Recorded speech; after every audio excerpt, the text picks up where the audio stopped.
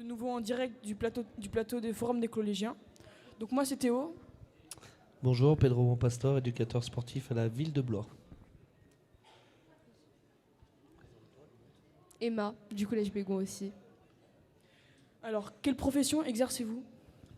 Je suis éducateur sportif à la ville de Blois, au service des sports.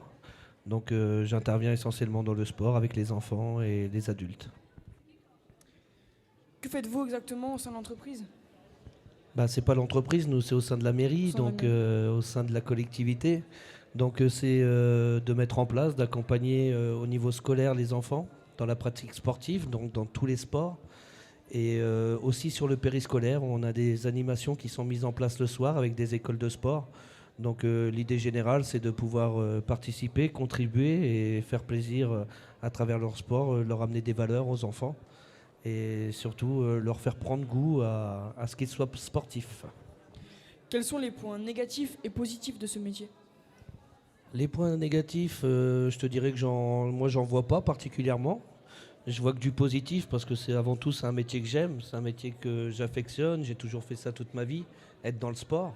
Donc on dira qu'aujourd'hui j'ai le grand bonheur de pouvoir joindre l'utile à l'agréable.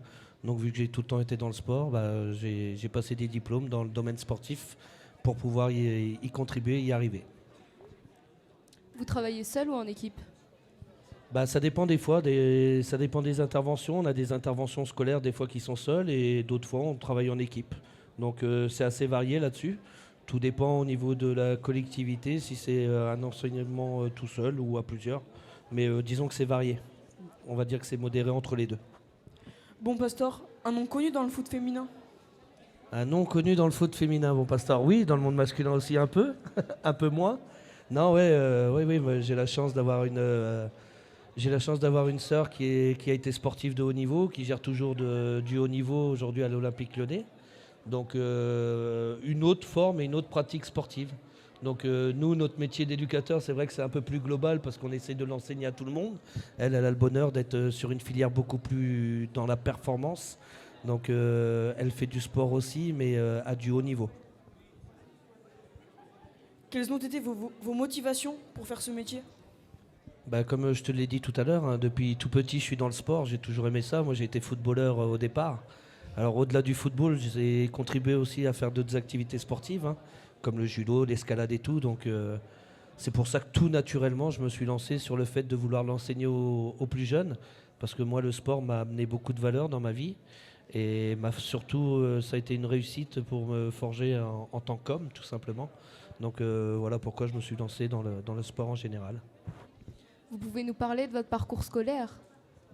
Alors au tout départ, un peu comme les élèves qui sont là aujourd'hui, j'ai eu un parcours scolaire très chaotique.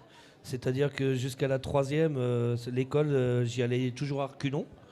Et ma foi, à partir du bac, j'ai commencé à prendre conscience de me dire que si je voulais y arriver, fallait me former obligatoirement, passer des diplômes. Donc on va dire que je m'y suis pris un peu tard, mais j'ai réussi à réaliser ce que je voulais faire. Mais jusqu'en troisième, c'est vrai que c'était plutôt les études qui me poursuivaient, hein, pour être très sincère. Vous avez besoin de formation ou de diplôme obligatoirement pour pratiquer ce métier? Ouais, vous êtes obligé de passer un diplôme d'État obligatoire et de vous rallier à Jeunesse et Sport. Sinon, tout simplement, en point de vue sécurité. Sinon, ça ne vous permet pas de pouvoir enseigner et encadrer une école ou encadrer des groupes d'enfants. Donc vous êtes obligé de passer des diplômes d'État pour pouvoir par la suite pouvoir enseigner tout simplement. Quelles sont les qualités attendues pour s'engager dans cette profession? Aimer le sport, aimer le partager, le faire partager aux autres et la grande chance du sport en général, c'est vrai qu'on arrive à avoir des valeurs qui sont bien distinctes à ce niveau-là et puis qui arrivent à être véhiculées. Donc on va dire que c'est essentiellement ces atouts-là qu'il faut. Vous aimez le contact avec les enfants, leur partager ce que vous savez? Le contact avec les enfants, pas trop. Non, l'enseigner, oui, j'adore apprendre aux enfants comment on enseigne, j'adore leur amener lorsqu'ils n'ont pas forcément toutes les techniques, leur donner les solutions pour qu'ils puissent progresser. Et puis c'est leur mettre en place un petit planning pour qu'ils puissent progresser et puis qu'ils soient tout simplement épanouis, quoi. Et le sport dégage beaucoup de valeurs à ce niveau-là, des valeurs de persévérance, d'abnégation et de continuité. Alors on n'a rien sans rien, donc c'est vrai qu'il faut beaucoup, beaucoup travailler pour y arriver. Vous avez des opportunités d'évolution dans votre carrière? Bah, c'est la grande chance, ouais, c'est qu'on a différentes options, hein. On peut se lancer sur du sport de haut niveau ou alors rester sur du sport de base où là on veut l'enseigner à tous. Donc on a une panoplie devant nous quand même qui est assez large. Après tout dépend ce que vous voulez faire dans votre vie tout simplement. Si vous voulez aller vers du haut niveau, on va dire que Blois n'est pas trop la ville adéquate en sport.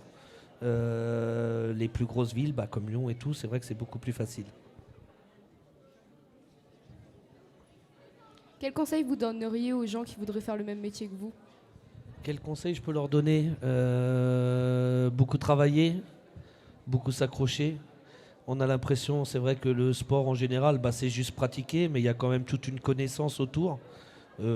Connaissance du corps humain, connaissance des programmations d'entraînement, des programmations de séances. Il y a tout un apprentissage à mettre en place pour pouvoir réaliser ce que l'on veut réellement. Pouvez-vous approximativement nous parler de votre salaire? Mon salaire, je dois avoir, on va dire que c'est variable, de 1600 à 1800 euros. Parce qu'en fait, nous, on travaille par échelon et par catégorie.